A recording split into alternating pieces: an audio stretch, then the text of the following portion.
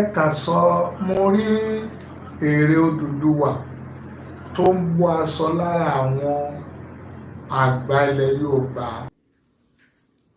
Ẹ̀yin èèyàn mi, ẹ káàárọ̀, ẹ káàsán, ẹ kúrọ̀lẹ́, ẹ káalẹ́ ní gbogbo tẹ́ bá wà. Ṣé rí nǹkan tí mo mú wá fún wa lénìí? No be small thing, gbogbo wa láti máa mọ̀ àwọn mìíràn ti mọ̀ wọ́n, àwọn mìíràn ti mọ̀ wọ́n. Àwọn bàbá wa Nasiri, Wòlíì Nasiri Israel. Ṣé rí ọ̀rọ̀ tí wọ́n bá sọ confirm ni o. Ṣé rí gbogbo nǹkan sọ ní last year pé epo máa wọ́n, gbogbo nǹkan máa wọ́n. Gbogbo ẹ̀ ló ti ń ṣe àfẹn tó bá máa parọ́ lókùn. Gbogbo ẹ̀ ló ti ń ṣe kí ni, gbogbo ẹ̀ ló ti ń ṣẹlẹ̀. Ṣẹ̀wárì tán tún wá sọ ní ìsinyìí, ó tún wá ṣe kí ni, ó tún wá lékè ń kà. Mo mọ̀ yìí pé àwọn náà dẹ̀ ń gbà ládùúrà pé àlá ibi kó má ṣẹlẹ̀ wá lórí, because àwọn kan máa ní ṣe bẹ́ẹ̀ rí ẹ̀jẹ̀ dànù, ṣé wọ́n sọ pé wọn ò dànù ni. Ẹ má jẹ́ kí n fi gbogbo ẹnu sọ̀rọ̀. Yìí tẹ́ bá ti subscribe sórí Òjíṣẹ́, ẹ bá wa subscribe, ẹ bá wa like, ẹ bá wa share, ẹ bá wa comment. Ẹ jẹ́ kó dé gbogbo ọ̀dọ̀ àwọn èèyàn. Ṣé rí fídíò tí mo mú wá fún wa lénìí, mo fẹ́ ká save ẹ̀. Ṣó ti yé yín, for future purpose, mo fẹ́ ká save àwọn fídíò yẹn fún wa. Ẹ jọ̀ọ́, ẹ ṣé gan. Ó yá, ẹ̀yin náà ẹ wá lọ gbọ́ ohun tí wọ́n sọ.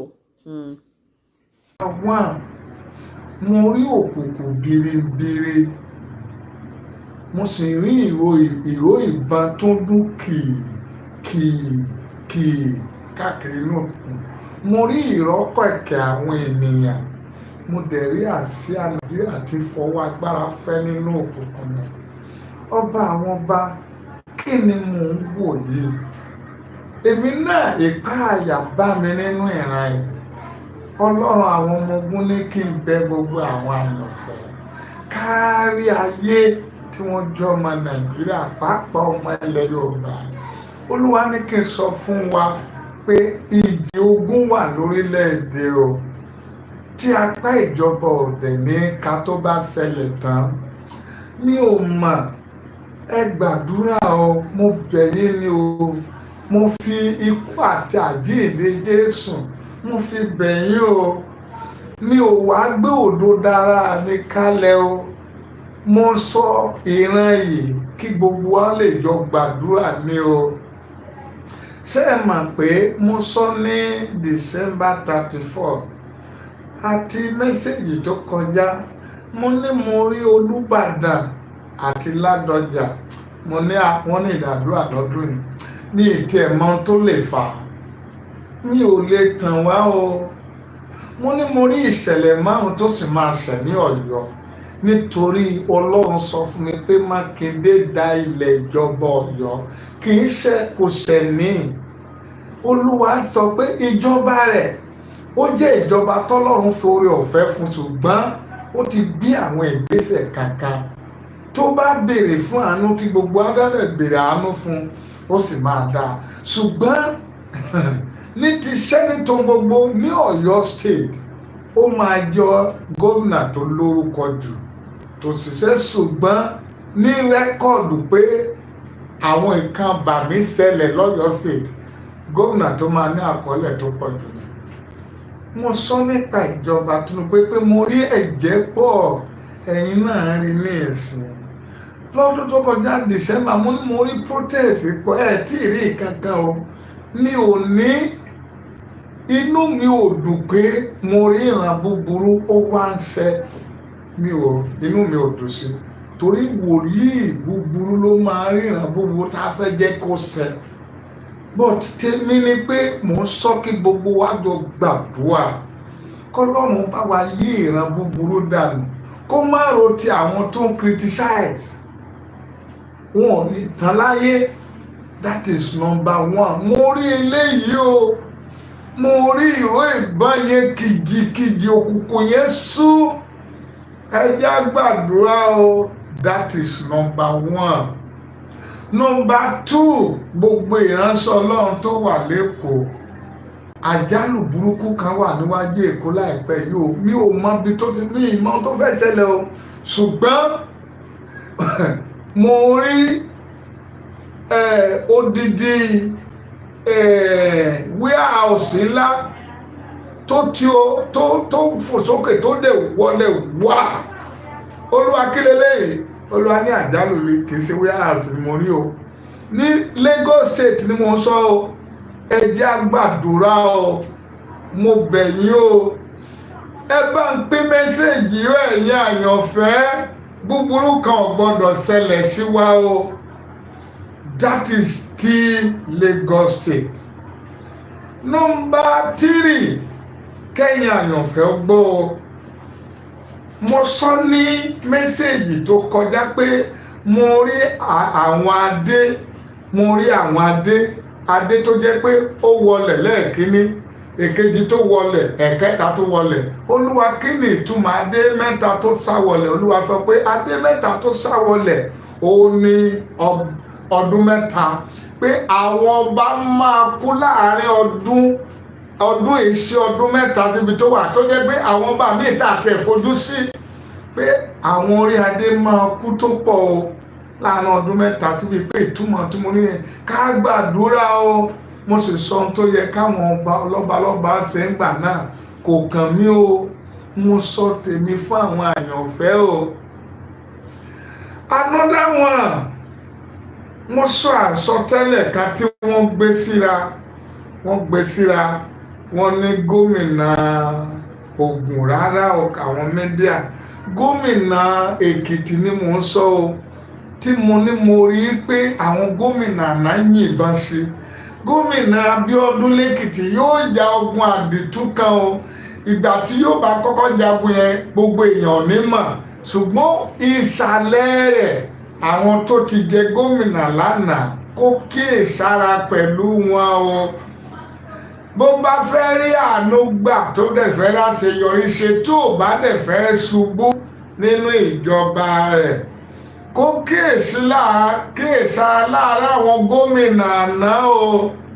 Wàhálà wà tán pílánì sílẹ̀ fún, ó lè má mọ̀ o, ṣùgbọ́n mo sọ eléyìí ẹ̀yin ọmọ Èkìtì tá a jọ wá ń bì kan àti Oǹdó, ẹ sọ fún o. Násùrù má kéde all is well. Another one, gómìnà tuntun l'Oǹdó mo rí lórí ẹṣin. Gbogbo bí ẹṣin yẹn ṣe ń fipá sáré ló ń ṣubú, ló ń fipá sáré tó ń ṣubú, wàhálà yẹn pọ̀. Ṣùgbọ́n at the end mo rí pé ẹṣin yẹn dúró bọ̀, kò tí ì dúró dáadáa. Kó gbàdúrà pé gómìnà ti ń ja ogun láyé ní Ondo State, ẹni tó wà bẹ́ẹ̀ ni yóò ja ogun tó pọ̀ jù, yóò ja ogun ṣùgbọ́n ọ̀nà àbáyọ tó lè ṣe kó ní gbogbo local government tó wà l'Ondo State kó máa tọ́jú àwọn opó, kó dẹ̀ tọ́jú àwọn opó àtọmọ wẹ́rẹ́. Èyí tí mo lè sọ lórí mídíà nìyẹn, kó tọ́jú àwọn opó àtọmọ wẹ́rẹ́, yóò borí. Ogun yẹn máa pọ̀ o, ìwọ àwọn ará ilé ẹ̀ gangan yóò bá fà á, ṣùgbọ́n yóò borí. Àánú máa sọ̀rọ̀, torí kò sí tá àánú lè ṣe, ṣùgbọ́n tó o bá múra kì í so tá expect ni ó ṣẹlẹ̀ l'Ondo State o. Ẹ gbọ́ ìkéde, ẹ jẹ́ kí mẹ́sẹ̀gì ó dọ́dọ̀ wọn o, kó dọ́dọ̀ wọn o, àti gbogbo àwọn tó súnmọ́. Ìyẹn ní ti gómìnà Oǹdó. Number 1, another one, Ọba Ọ̀ní of Ifẹ̀, ó ní ọjọ́ tó le kan nínú ọdún yìí o, kí ọdún yìí tó wọ̀. Ọ̀ní of Ifẹ̀ ní ọjọ́ tó le kan, ọjọ́ bóyá kí n pè lọ́jọ́ ọ̀fọ̀ àbí ọjọ́ àbàmì níwájú ẹ̀. Ẹ̀yin tí ẹ súnmọ́, ẹ jẹ́ ó gbàdúrà o. Gbogbo ọjọ́ tó le níwájú ẹ̀ lọ́dún yìí, k'Ọlọ́run sọ ọ́ di ọjọ́ òmìnira o. Another one, ẹ má gbàgbé o, ìṣẹ̀lẹ̀ ìlú Ọ̀yọ́ sì kù 4 tá a bá gbàdúrà dáadáa. K'Olúwa kí ó ṣàánú ìlú yẹn o. Síwájú sí tí ọba Ìbàdàn ti ṣẹlẹ̀, ìjì sì wà níwájú Ládọjà. Mi ò mọ̀nà tí Ọlọ́run ló gbàgbé ìjì yẹn kúrò, bọ̀tì ìjì ńlá sì wà wájú ẹ̀ kọ́dún yóò tó parí. Kí gbogbo wa kó gbàdúrà, ẹ jẹ́ kó rí mẹ́sẹ̀gì àtàwọn àyànfẹ́, kí Olúwa kí ó di àwọn ọmọ Ọlọ́run mú. Eléyìí fún àwọn tí ó jẹ gbèsè, àwọn tó jẹ gbèsè. Ọlọ́run rán mi sí gbogbo àwọn ọmọ Ọlọ́run tó jẹ gbèsè. Olúwa wí fún mi pé kí wọ́n lo oṣù mẹ́ta. Èyí tó bá lè gba àwẹ̀ ní 4 second talk kan gba àwẹ̀. Èyí tó bá lè gba àwẹ̀ kó sì sọ̀rọ̀ ọjọ́ mẹ́ta kan béèrè fún àánú. Àdúrà méjì ni kan gbà. Olúwa bó bá jẹ́ lóòótọ́ ló fi ìran yìí hàn wòlíì Násírì, Olúwa fi ìṣẹ̀lẹ̀ tí màá fi san gbèsè sí ọ̀run ìṣẹ̀lẹ̀ tí màá fi kúrò ní gúrùpù onígbèsè lọ́dún yìí. Oṣù mẹ́ta fẹ́ sọkọtọ̀. Èkejì, ẹ béèrè ìṣẹ̀lẹ̀ ìyanu tí mi ò máa fi kúrò nínú ìgbèkùn gbèsè. Tó bá jẹ́ lóòótọ́ ló rán wòlíì Násírì ni o. Èkejì, ẹ gbàdúrà, Olúwa jẹ́ kí n ráàánú gbà tí mi ò ní fi wà nínú ẹgbẹ́ onígbèsè mọ́. Another one, fún àwọn tó ti sọ ẹ̀bùn ẹ̀mí nù, Ọlọ́run àwọn ọmọ ogun rán mi sí yín o, ìyẹn àwọn ìránṣẹ́ Ọlọ́run tí ẹ ti sọ ẹ̀bùn ẹ̀mí nù. Ọba àwọn bá ní kí ẹ wá ìránṣẹ́ Ọlọ́run tí ó ní ọjọ́ lórí, kẹ́lẹ̀ bless wọn fún oṣù mẹ́ta. Bí ẹ lè lọ bless wọn physically, ẹ bless wọn pẹ̀lú bóyá àkáǹtì wọn lẹ rí òbọ̀ tó lọ́jọ́ lórí tó ti kọjá 60 lọ sókè, pé Olúwa mo ti sọ àwọn ẹ̀bùn kan nù, ẹ̀bùn ìran rírí, ẹ̀bùn àlá, ẹ̀bùn àsọtẹ́lẹ̀, ẹ̀bùn èdè àti bẹ́ẹ̀ bẹ́ẹ̀, ẹ̀bùn orin. Olúwa ẹ̀yin ìránṣẹ́, ẹ jẹ́ kí mẹ́sẹ̀gì dọ́dọ̀ àwọn àyànfẹ́, kí ẹ fi ra ìgbà yẹn padà, kí ẹ dẹ̀ jẹ́wọ́ àwọn ẹ̀ṣẹ̀ tẹ́ bá mọ̀ pa àṣẹ ká jẹ́wọ́. Olúwa sọ pé ọ̀pọ̀lọpọ̀ àwọn ìránṣẹ́ Ọlọ́run ti sọ ẹ̀bùn wọn nù. Ọ̀pọ̀lọpọ̀ torí pé ẹ̀bùn ló fi criticize àsọtẹ́lẹ̀, criticize wòlíì, criticize pastor. Ọ̀pọ̀lọpọ̀ ti sọ ẹ̀bùn Ọlọ́run nù. Olúwa ní kẹ́ ẹ lọ gbé ìgbésẹ̀ yẹn, ká dẹ̀ gbàdúrà kí Olúwa kí ó ràn wá lọ́wọ́.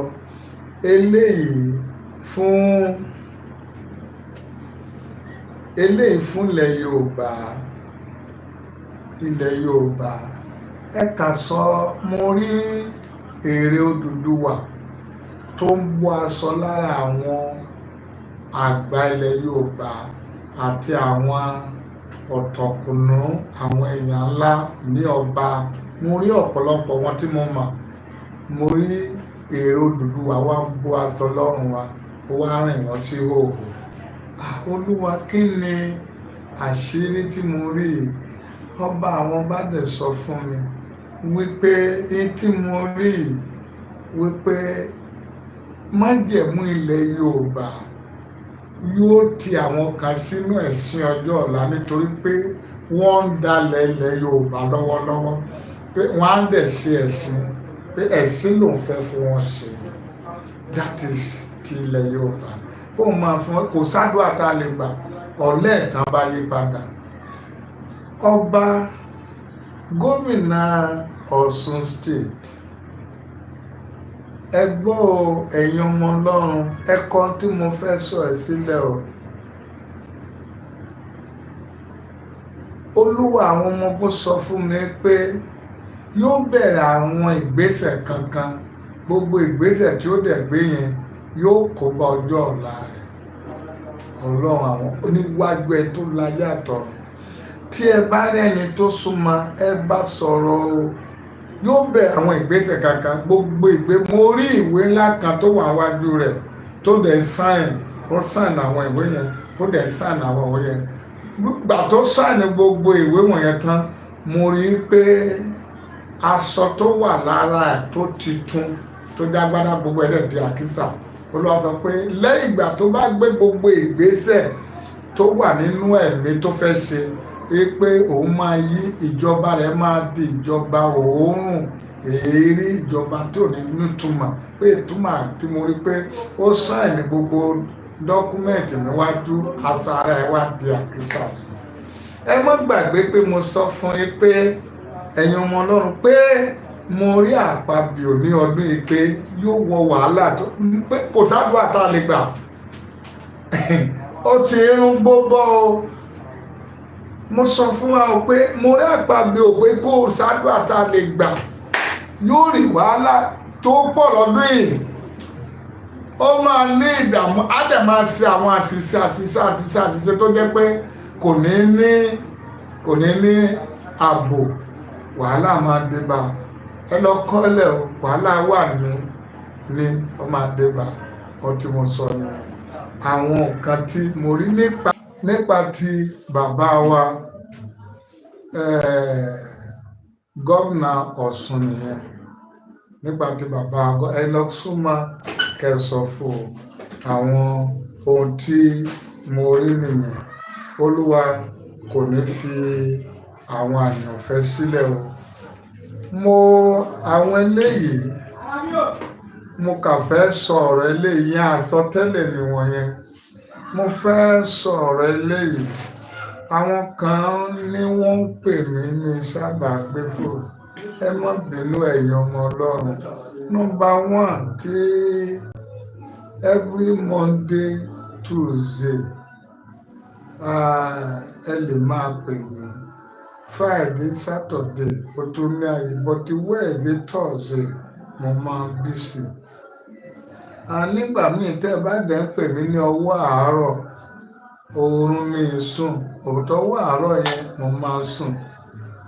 Mo máa ń pa fóònù tẹ́lẹ̀ lọ, tìyàwó mi ní kí n má máa pa fóònù, kí n máa sílẹ̀ tí n bá rí àwọn tó wà ọ̀tá kan pè mí, màá lè máa respond. Ìyẹn ìkíní, kẹ́ má bínú ẹ̀yin àyànfẹ́. Number two, ní ọ̀pọ̀lọpọ̀ ìgbà tí ẹ bá ń pè ìránṣẹ́ Ọlọ́run àbí ẹnikẹ́ni, how to know pé ẹni tó ń pè ọ́ yìí ọmọ Ọlọ́run ni. Then ẹ tẹ́ẹ̀sì sí ọ, kẹ́ẹ̀sì voice note time tó pọ̀ sí. Tẹ́ ẹ bá dẹ̀ tẹ́ẹ̀sì sí àkórúkọ mi lágbájá, mo fẹ́ bá yín ní gbólóhùn. Èmi fún ara mi lè pè yín padà. Orí ọ̀fẹ́ ni mo ní, mi sọ Ọlọ́run táwọn èèyàn bá ń pè mí. So that is number two. Number three, tí a bá láwọn ọmọ Ọlọ́run tó ní ẹ bá mi gbàdúrà sí nǹkan kan, mi ò rò pé kò yẹ ká máa hurry wa. Ẹni a fẹ́ gbàdúrà fún nǹkan kan, ẹ fún wa ní time. Kì í ṣe èmi nìkan ní ìránṣẹ́ Ọlọ́run tí ẹ fẹ́ ní kó bá yín gbàdúrà. Ẹ fún ní time. Ẹ dẹ̀ máa rán ènìyàn létí. Ẹ má jò, ẹ̀yin lẹ fẹ́ gba nǹkan lọ́wọ́ ẹ̀. Ẹ má jà wà too arrogant. Ẹ fẹ́ gba nǹkan lọ́wọ́ ẹ̀ ni ẹ fẹ́ kó bá ẹ ṣe kan tí ìbádìí jẹ́ ìránṣẹ́ Ọlọ́run tó wá owó, tó wá òkìkí, tó wá wàràwàrà ni o. So àwọn ìmọ̀ràn nìyẹn ni mo fún wa. Last one, gbogbo àwọn ọmọ Ọlọ́run ọba àwọn bá sọ fún mi pé ẹ lo àkọ́bí yín, ẹ ṣe sacrifice nítorí àkọ́bí yín. Bó jẹ́ ìjọ lẹ fẹ́ ṣe sí, bó jẹ́ orí òkè, bó jẹ́ ìránṣẹ́ Ọlọ́run, bó jẹ́ ọmọ aláìní, ẹ ṣáàfi dárúkọ àkọ́bí yín. Ọba àwọn bá ní ká ṣe ní ọdún yìí, ká dẹ̀ gbàdúrà. Olúwa, ìrírí tàkọ́bí mi là kọjá, Olúwa fàánú dá dúró. Ohun tó agbára yín bá gbé, ẹ fi ṣe sacrifice lórí àkọ́bí yín. Ọba àwọn ọba ló sọ fún mi o. Take note, that is another one. Finally, àwọn kan mo fẹ́ràn àwọn tó máa ń comment fún mi. Either the comment is wrong or is right. I always love a comment. Torí through comment I can notice I can do an amendment. And I know through comment I will able to check whether I'm right or I'm wrong. Through comment, I can able to monitor my message or my speech or my word. So I'm always happy when you comment. Either the comment make me criticism or not. I'm happy about comment.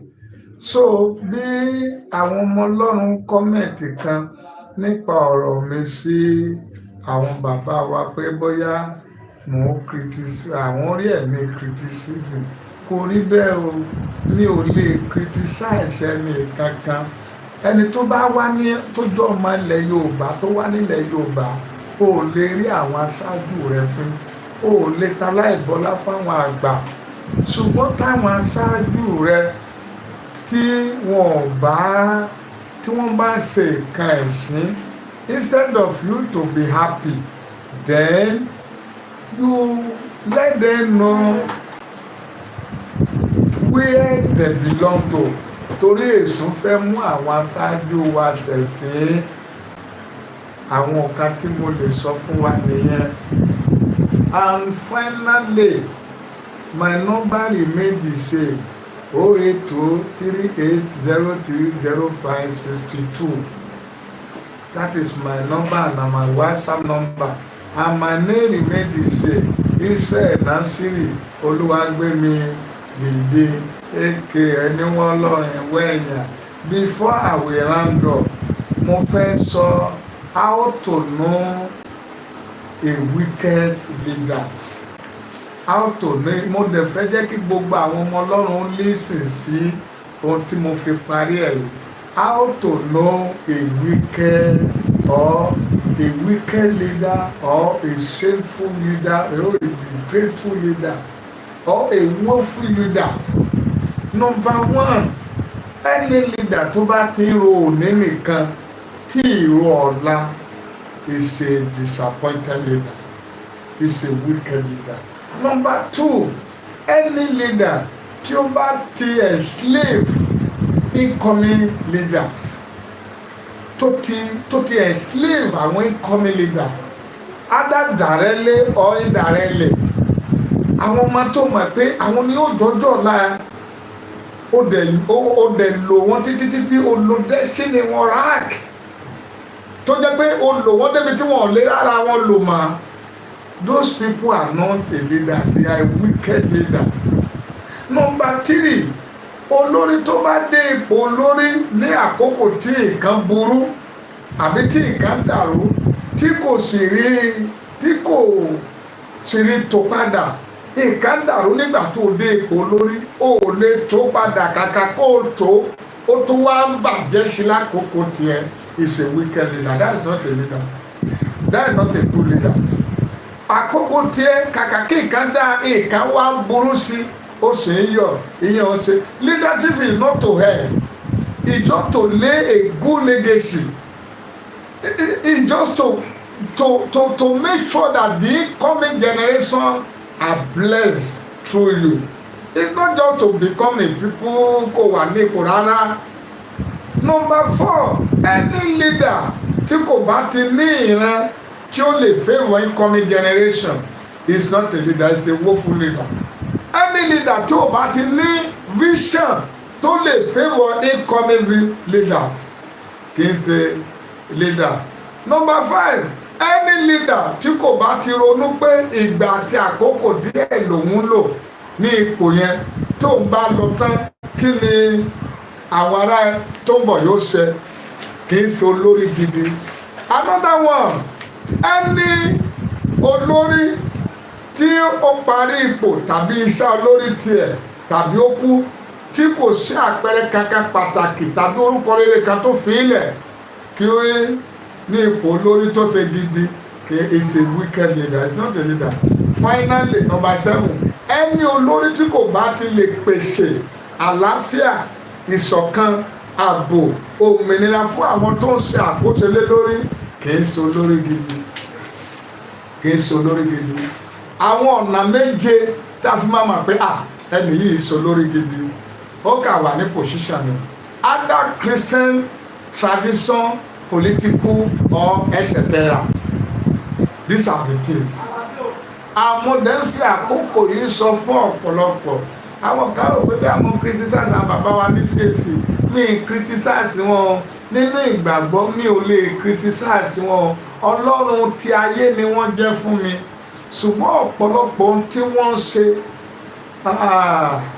kò help ọjọ́ ọ̀la wa kò help ọjọ́ ọ̀la wa kí a máa kó lórí ìjọ ká wá sọ ní ìsín báyìí àwọn bàbá wa fẹ́ lọ ṣe ìsọjí ní abroad wọ́n rí èso owó tá fẹ́ lọ tá lọ fi wọ́n lọ ṣe ìsọjí labroad ìyẹn ẹ̀ ṣe ìsọjí ẹ̀mí mọ́ la fi ń ṣe ìsọjí kì í ṣòwò ìsọjí ò mìíní pé kó kó gbogbo àgbáyé jọ èèyàn márùn nínú fámìlì a lè dáná ìsọjí ilẹ̀ ní pray ní morning devotion individual láàrin family ìsọjí lè bẹ̀rẹ̀ but the way people are doing Christianity now is scare me ojoojúmọ́ ni mo dẹ̀ ń sunkún àwọn kan lọ ìsọjí wọ́n wọ mọ́tò lọ wọn ò rówó oúnjẹ wọn ò rówó owó àtọwọ́ iyọ̀ náà fi lọ ìwọ tó ní mọ́tò 40 million 50 million 200 million ó wá lọ ń gbowó lọ́wọ́ àwọn tó ń ta ata tó ń tayọ̀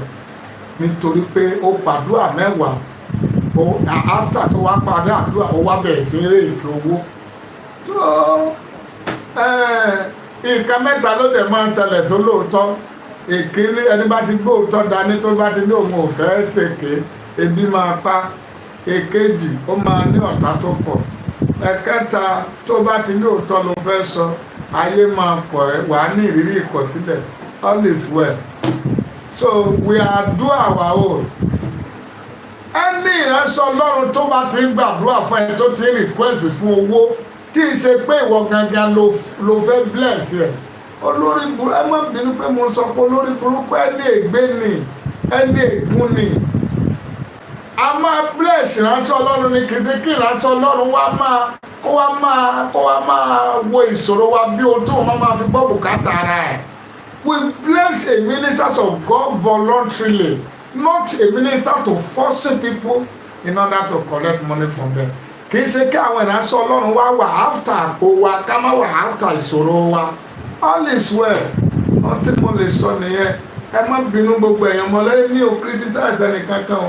For example ní ìsìn à ń sọ̀rọ̀ tí bàbá Adébóyè bàbá wa ọlọ́run táyé níwọ̀n ní ọdún kẹta mo ní olúwa máa sọ fún mi pé bàbá Adébóyè yàn kò kàn ó mọ́ pé bọ̀ tó máa mú àwọn ìṣẹ̀lẹ̀ búburú ṣẹlẹ̀ ẹ wo ọ̀gá ilé iṣẹ́ CEO tó kú yìí ẹ wo okú tó kú òpó ló jẹ́ ní rìdíìmù òpó kan ló jẹ́ fún bàbá ẹ wo àwọn ìṣẹ̀lẹ̀ wọn yẹn kò sọmọ ọlọ́run tó lè gbọ́ gbogbo tó ní ìsín nínú ìlànà rìdíìmù wọn ẹ gbókù wọ ṣọ́ọ̀ṣì bọ̀ wọ́n gbókù má nìyẹn wọ ṣọ́ọ̀ṣì nínú ìwà aláyé bàbá báyìí àwọn májẹ̀mú kankan wọ́n ti bàjẹ́ torí owó kò a sì gbọ́dọ̀ sọ̀rọ̀ àwọn ọ̀gá wọn yẹn there is something that is wrong now mo kéde kan ní pípà láìpẹ́ yìí ẹnìkan gbé bàbá Olúkọ̀yà lọ kóòtù ó wà nù pípà kóòtù dẹ̀ dá láre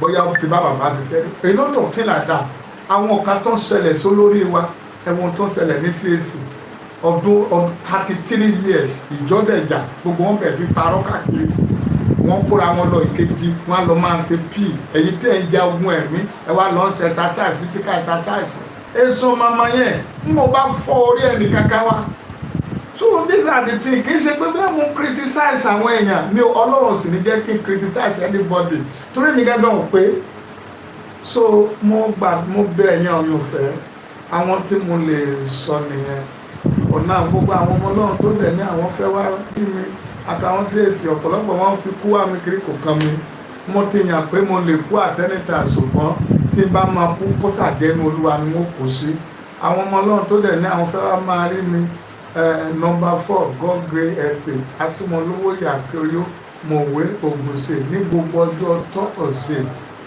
ní gbogbo ọjọ́ tọ́ọ̀ṣẹ̀ aago 6 sí 10 láàárọ̀ kí wọ́n fi sọ́kàn àwọn tó bá fẹ́ wá níbi tó jìnnà wọ́n ti lè wá ní wẹ́ẹ̀dẹ̀ sílẹ̀ alẹ́ àyè wà káwọn èèyàn máa sùn níná wà so àwọn nǹkan tí mo fẹ́ sọ ní tá a bá dẹ̀ rẹ́nikẹ́ni tó ní advice láti ràn mí lọ́wọ́ ẹ tẹ̀ sí mi màá pè yín níbèrè wípé ẹni tó fẹ́ ẹ̀kọ́ ó fẹ́ ìmọ̀ ẹni kórìíra ìbáwí ẹranko ni kì í sọ táwọn èèyàn pè mí gangan ni mò ń jẹ́. I am for God and for truth and for eternity. I have two options in life: to make sure people know the truth and to achieve their life and to achieve eternity. That is my own vision. Ọlọ́run rán mi kí wá jọrọ kèfèrí. Ọlọ́run rán mi kí wá dá ṣọ́ọ̀ṣì káàkiri ayé. Ọlọ́run rán mi kí máa káwọn èèyàn lọ Jerusalem. Just to build the future of this my incoming generation and to stand on the truth. Ọlọ́run rán mi kí wá jọrọ kèfèrí. Ọ̀rọ̀ àwọn ọmọ Ọlọ́run ni mọ̀ ní máa jẹ́ tèmi. Ẹni tó ṣe bódi Jésù ọmọ Ọlọ́run ni. Ẹni tó gbé cross ọmọ Ọlọ́run ni. Àwọn obìnrin tó ra Jésù lọ́wọ́ ọmọ Ọlọ́run ni wọ́n. Èmi ò ní pẹ̀lẹ́ ẹni tí ó jọrọ kèfèrí. Ìránṣẹ́ Ọlọ́run kan sọ láìpẹ́ yìí ní Ìbàdàn. Ó ní Nàìjíríà ló ń tiri tí wọ́n ń fẹ́ ọ̀fẹ́. Ó ní bí kan ṣe ń búrú iná ni yóò sì máa búrú lọ. Ìránṣẹ́ Ọlọ́run for that matter. Owó ó ní ọ̀fẹ́ gbogbo ìdámẹ́wàá tí ìránṣẹ́ Ọlọ́run yẹn ń gbà sí òun ló ń ṣiṣẹ́. Tí ẹ bá dẹ̀ ní ṣọ́ọ̀ṣì tó ti sọ kì í ṣe ṣọ́ọ̀ṣì tí 50 million parí ẹ̀ sí òun ló ń ṣiṣẹ́ yẹn tí kì í sọ̀fẹ́ ló fi ṣiṣẹ́ yẹn. Torí pé à ń jẹ lọ́wọ́ politician, torí pé à ń jẹ lọ́wọ́ àwọn kèfèrí, àwa ń sọ̀rọ̀ tí ó máa protect ẹ̀ṣẹ̀. Ní gbogbo ìgbà ayé Mósè, àwọn èèyàn jọ ń yọ̀fẹ́. Ìgbà Jésù bá àwọn èèyàn lọ́fẹ̀ẹ́. Orílẹ̀-èdè àwọn ọmọ wa ń kúrò ní Nàìjíríà, ó lọ ń jìyà ní abroad. Gbogbo àwọn tó dẹ̀ wà ní US wọ́n ní ebi ìpa wọn. Bí a bá sick, hospital ọ̀fẹ́ ni. Ìránṣẹ́ Ọlọ́run wá torí pé òun jẹ lọ́wọ́ olóṣèlú. Ó láwọn ọmọ Nàìjíríà yan àárẹ ọ̀fẹ́. Ó ní bolẹ̀ ti rí pé ìkárọ̀ rẹ̀. Ó ní yóò ṣe lé lọ yóò ṣe máa ní lọ. Ìránṣẹ́ Ọlọ́run for that matter. Nígbà tí Jésù sọ wípé mo wá láti tú àwọn òǹdè sílẹ̀, láti tú àwọn tí ayé ń padà sílẹ̀ àti àwọn tálákà láti mú ohun fún òmìnira. All is well. A ti wọ̀ o generation yìí, a ti wọ̀ ọ̀tá wa ti wọ̀ wàhálà. Ó ti wọ̀ wàhálà kí Ọlọ́run kó kà gba àwọn àyànfẹ́. 98% ogun táwọn ọmọ Ọlọ́run jà ní ìsinú church láti wọnú ẹ̀. Ẹ jẹ́ gbàdúrà. Once again, my number remains the same: 08038030562. Ẹ jẹ́ kí mẹ́sẹ̀gì àwọn ọba yìí tó dá àwọn ọba Nàìjíríà àtàwọn ọmọ Ọlọ́run. Ohun tí mo sọ fún wa nìyẹn. Ní agbára Ọlọ́run ní àìpẹ́ yìí máa sọ ìdí tí Èṣù àti Ọlọ́run ò lè fi jọ Greek ti láéláé. Ọlọ́run ayérayé agbẹ́ngà gba ọpẹ́ wa lórí gbogbo àwọn ọmọ Ọlọ́run tó ń gbọ́ wa tán dẹ̀ ń tẹ̀lé wa pẹ̀lú owó, pẹ̀lú dátà, pẹ̀lú gbogbo ẹ̀tá tó bá wa pín mẹ́sẹ̀gì fún gbogbo tó yẹ ó dé. Olúwa gba ẹ̀yìn wa àtàwọn má jà á ṣìṣe, má jà á ṣìṣọ, má jà á ṣubú, má jẹ́ èso kó èrè wa ìkẹyìn, má jà á parí ìrìnàjò wa sí ọ̀run àpáàdì. Mẹ́sẹ̀gì gbogbo ló yẹ kó dé láyé lu àwọn ọmọ Ọlọ́run láti mú débẹ̀ àti pàápàá gbogbo àwọn àyànfẹ́ tó pín mẹ́sẹ̀gì káàkiri tó bá dé lóòótọ́ wòlíì Ọlọ́run tòótọ́ ní jẹ́rìí àmì kóòrùn sì ó tó wọ̀ jẹ́rìí àmì dẹ̀ sí ṣàṣepé nínú ayé wọn. Gbọ́ àdúrà, àwọn ọmọ ènìyàn, àwọn gbogbo àwọn tá ti dáṣẹ́ wọn dúró. Olúwa jẹ́ kẹ́ bá wò kúrò. Gbogbo ìgbésẹ̀ Olúwa bá mi bá wọn san. Gbogbo àwọn tá ti sọ àkọ́bí ọmọ wọn dógún, Olúwa parí ogun náà. Àtẹ̀mí àti àwọn kájọ dé ọ̀run sí. Ilẹ̀ Yorùbá, òmìnira ilẹ̀ Yorùbá, Olúwa bá wa ṣètò rẹ̀ pátápátá, bá wa ṣètò rẹ̀. Gbogbo ẹni tó yẹ ó lọ kí ilẹ̀ Yorùbá ó lè lómìnira, Olúwa lé wọn kúrò láyé. Gbogbo ọ̀tá ilẹ̀ Yorùbá, Olúwa gbé wọn gbèdé ọ̀gẹ̀dẹ̀. Gbogbo ẹni tó dálẹ̀ Yorùbá ló tó jẹ́ agbòmìnira ilẹ̀ Yorùbá, Olúwa run wọ́n dànù. Olúwa run wọ́n dànù. Jẹ́ kí ilẹ̀ Yorùbá gbòmìnira, yá kúrò nínú ìgbèkùn burúkú yìí. Olúwa gbà wá nítorí ìyà táwọn ọmọ wa ń jẹ ní ìlú òkèèrè. Gbà wá nítorí ìyà táwọn ọmọ wa ń jẹ ní abroad. Tá lọ wẹ̀kú, tá lọ jìyà. Olúwa gbà wá nílẹ̀ Yorùbá, gbà wá.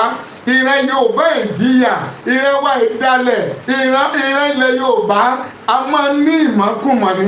Wàhálà ti wọ àárín wa. Olúwa gbà wá. kì í ṣe àlàáfíà táwọn bàbá wa jogún rẹ̀ fún aláàfin ń lò yìí. Wọ́n ti tà wá káwọn èèyàn wọ̀nyí. Àwọn olórí wọ̀nyí ti tà wá. Christianity olórí ti tà wá. Political olórí ti tà wá. Tradition àwọn olórí wa ti tà. Olúwa gbà wá. A lè gbára wa mọ́. Ogun ti wọlé. Olúwa gbà wá nílẹ̀ Yorùbá. Olúwa gbà wá nílẹ̀ Yorùbá. Olúwa gbà wá. Rótí àwọn àyànfẹ́, rótí àwọn ọmọ Ọlọ́run, rótí àwọn ẹni ìpè, rótí àwọn tí ń jìyà ló tó ń gbààwẹ̀ lójoojúmọ́. Gbọ́ àdúrà àtẹ̀mí náà àtàwọn ikú tí ń bẹ wájú wa yìí. Olúwa yí dànù. Adúpẹ́ pé ẹ ti gbọ́ gbogbo ibikíbi tí mẹ́sẹ̀gì dé láyé. Olúwa fi hàn wọ́n pé ìwọ ni Ọlọ́run. Gba ọkàn wa là, yí wa padà, sọ wá di tiẹ̀. Adúpẹ́ pé ẹ ti gbọ́. Ògo ni fún Jésù lọ́kàn. Ní orúkọ Jésù Kristi Olúwa wa. Àmín, àmín, àmín.